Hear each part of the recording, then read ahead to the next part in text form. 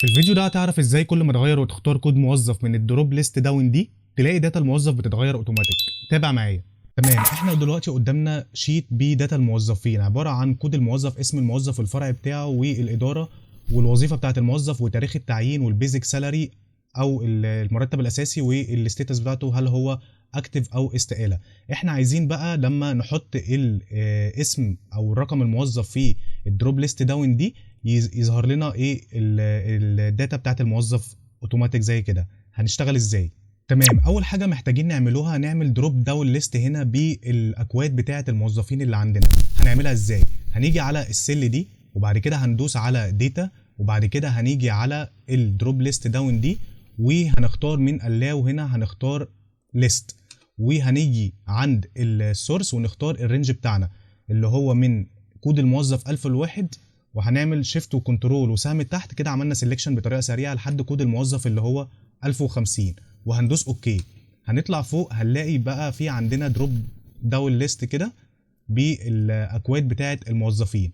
تمام، احنا بقى عايزين لما نغير الكود هنا يظهر لنا الداتا بتاعه الموظفين هنا كالاسم بتاعه والفرع والاداره وهكذا. هنا هنستخدم معادله VLOOKUP.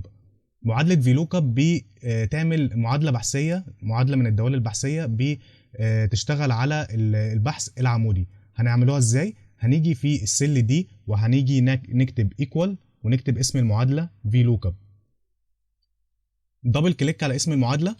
معادله VLOOKUP بتتكون من 4 حاجات: اللوك اب فاليو والتيبل اري والكول اندكس نمبر والرينج لوك اب.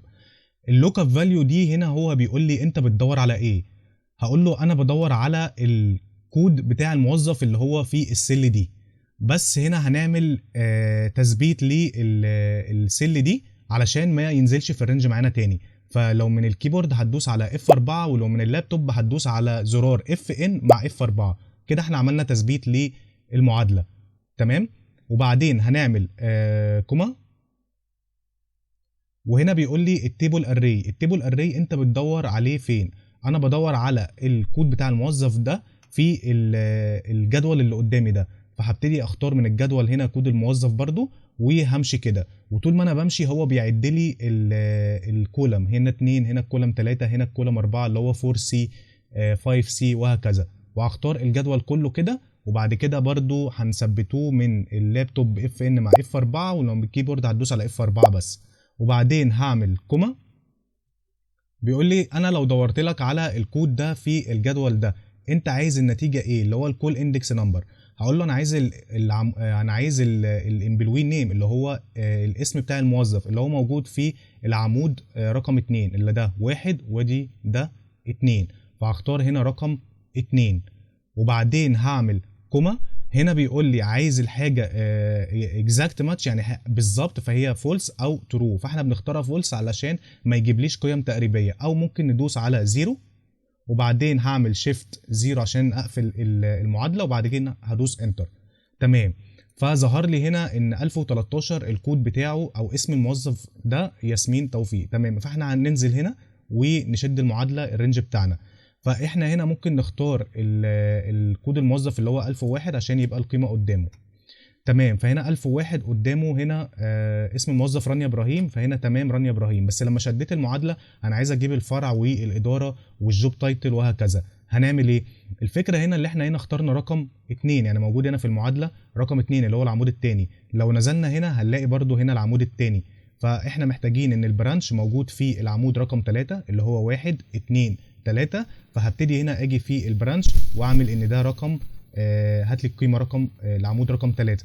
تمام، فقال لي ان ده موجود في فرع الاسماعيليه موجود.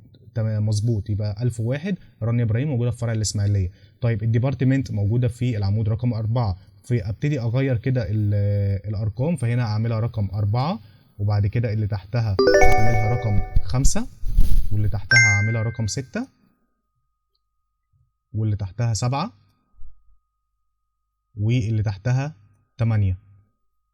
تمام، فجالي هنا ان 1001 قدامه الداتا دي. بس لو جينا مثلا في الهاير ديت هنلاقي ان التاريخ موجود هنا بالشكل ده. فاحنا المفروض نعدله. فهنيجي عند الهوم وبعد كده ممكن نيجي هنا عند جنرال ونعمل شورت ديت فظهر لي 29/4. تمام، اذا هنا كل ما اغير الجدول فاحنا هنا لو جينا على 1001 زي ما احنا 1001 الاسم رانيا ابراهيم مظبوط، الفرع الاسماعيليه، الاداره الفاينانس، والتايتل او الجوب تايتل مانجر، وتاريخ التعيين 29/4 والمرتب وهكذا، والستيتس اكتف. وبس كده. لو عجبك الشرح واستفدت من الفيديو يا ريت تعمل لايك للفيديو وتشترك في القناه عشان تشوف اجمد الفيديوهات.